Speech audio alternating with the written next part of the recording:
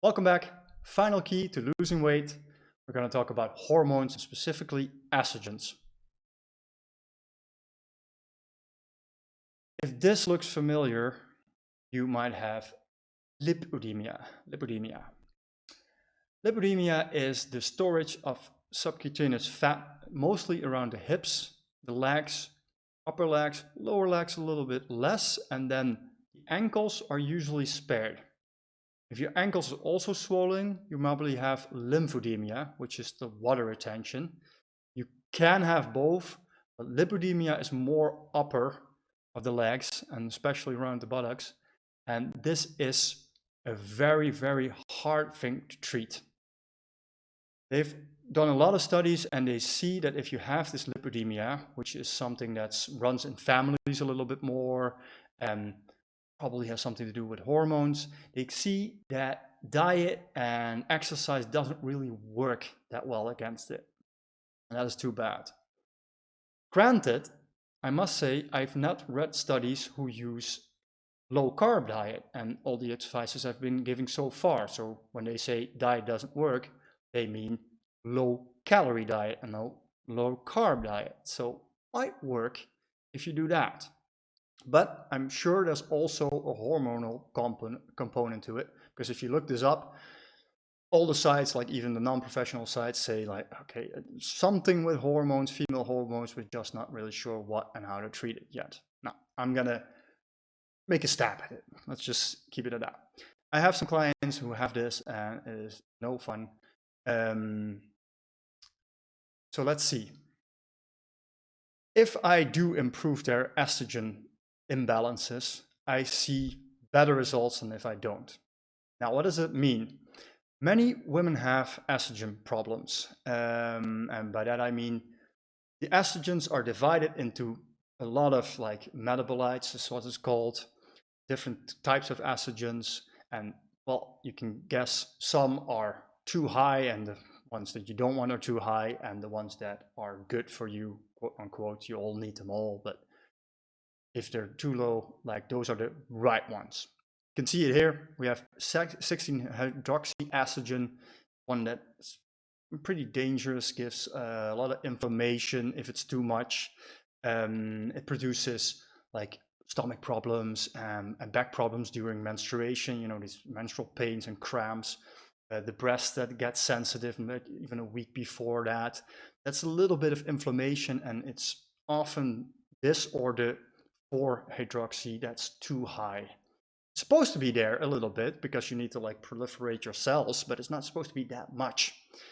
And then we have the methyl estrogens that are the healthy ones. They like inhibit all these like growth, they inhibit too much growth, and well, this person had a little bit too less of those hormones.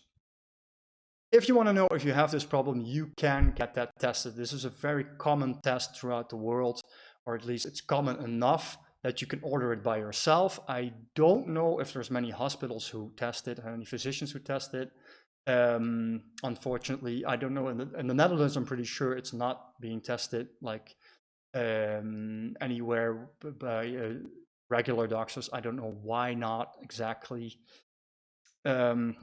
Again, we can discuss that a long time, but this is a test you can do, like an order at home. It's a urine test, and you can send it there, send it back to the lab, and you get these results, and then you know. But if you don't want to do that, I can discuss the symptoms with you. This is called estrogen dominance, which is a really bad name, I think, because, well, there's no dominance. It's just like an imbalance. Some are just deficient, and sometimes it's not one that's too much, but just too low of the other ones. So, but if you're looking it up, you will find estrogen imbalances, dominance, and it will produce certain problems. One is a very common one. It's called endometriosis.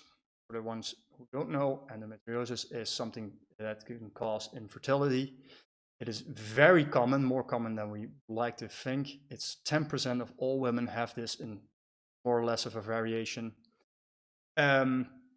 And what happens is like the cells of the inside of the uterus go into the ovaries where they're not supposed to be, then the fallopian tubes, and they cause scar tissue, and then eventually sometimes the eggs can't even get through anymore, and it will make you, well, less fertile.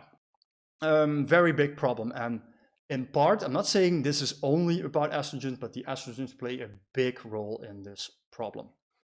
What else? Like I already said, pains, menstrual pains, cramps, the sensitive breast, stuff like that. Too much blood loss, too little blood loss, too long of a period in between, too short of a period in between. These can all be signs that, amongst things, these estrogens are out of whack. Don't stare at it blindly, though.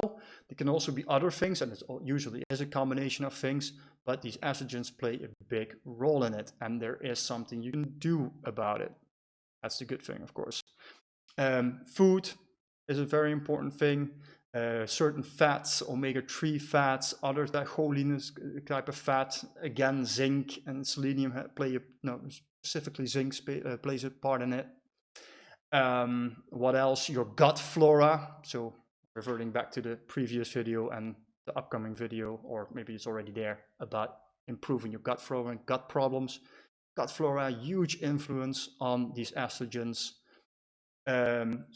Bit genetic as well.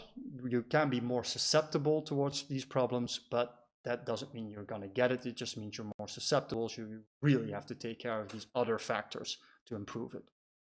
So again, if you recognize any of this and you might have these lipodemia problem, contact me, contact another physician who you trust, who is knowledgeable about these things, and you can help improve your estrogens. I don't want to neglect the male kind.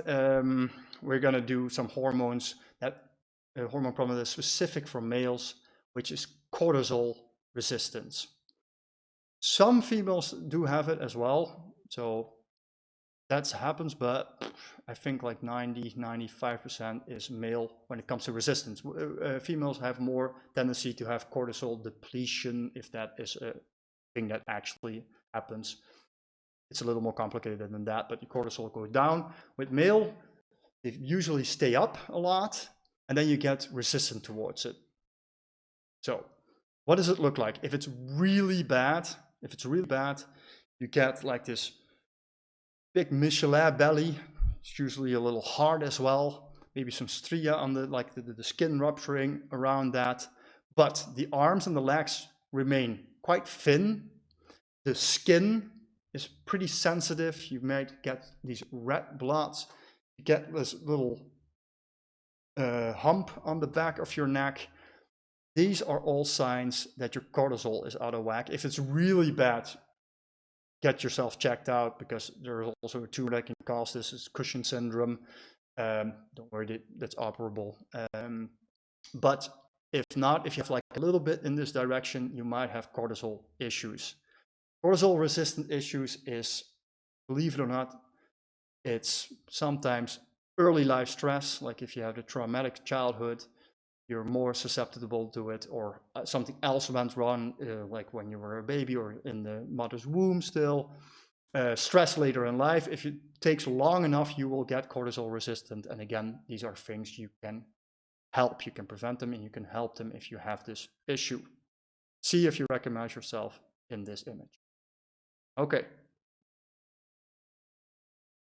I'm nearing the end now. I'm just going to give you the tips I'm giving everybody, and every video I end with this. If you've heard all of this, thank you so much. It's amazing that you've learned all this information and that you've stuck around to listen to it. My advice is think outside the box. Think of more than one cause. I've never had any single person who said like it's only the carbs and the proteins didn't help, or this doesn't help. It's always multiple causes, and then it's a question of where do you start with and which one is more playing a role in your system and which one isn't. Don't do everything perfectly, very important. Many people do one thing perfectly. Oh, I don't understand, I'm not losing weight and I'm doing this carb thing perfectly. I'm not eating a single grain of like refined sugar or carbs or anything. Might be something else. Do it 80% max. If then it doesn't work, go to the next thing. Try it. The most important thing, keep doing what works for you. Even if it's half a solution, even if you're like, okay, I already lost some weight, which is normal that you go down and then you plateau again. It's never one straight line down. You plateau again, keep that what you're doing in there. Don't change your winning team. If it works for you, great. Keep that up and then just go on to the next thing. Don't exhaust it, don't do it perfectly. Go on to the next thing. These are the tips I want to give anybody out there who's trying to improve their health, both physically and mentally, regardless if it's losing weight or some other chronic issue. These are the things that helped me out throughout my life, and I've searched for a lot of answers. I've solved a lot of problems, and also for my clients, so I hope they will help you as well. Thank you so much for your attention. My name is Jerome Verbeek. If you want to have me as a therapist, I can do online consults. Some countries I can also send the tests to. This is my information. Thank you so much. Have a good health and have a good day.